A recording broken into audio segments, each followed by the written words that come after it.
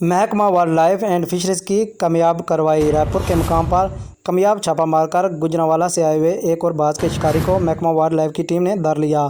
الیاس احمد والد عبدالمجید ساکن وزیر آباد گوجرانوالہ کو پھندے، دوربین، کبوتروں اور دیگر سامان سمیت گرفتار کر لیا گیا۔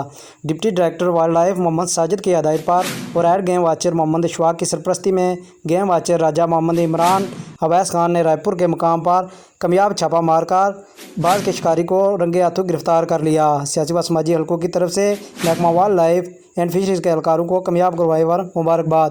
اس موقع پر ہیڈ گیم واچر محمد اشفاق کا کہنا تھا کہ ڈپٹی ڈائریکٹر وائلڈ لائف کی نگرانی میں ہمارا یہ آپریشن جاری رہے گا۔ کسی کو بھی پرندوں کا شکار کرنے کی اجازت نہیں دے سکتے۔ ہماری ٹیم ایک متحرک ٹیم ہے۔ انشاءاللہ نایاب پرندوں کی نسل کشی کرنے والوں کے خلاف سخت کارروائی کی جائے گی۔ محمد سہیل، اردو پوائنٹ، ڈڈیال، آزاد کشمیر۔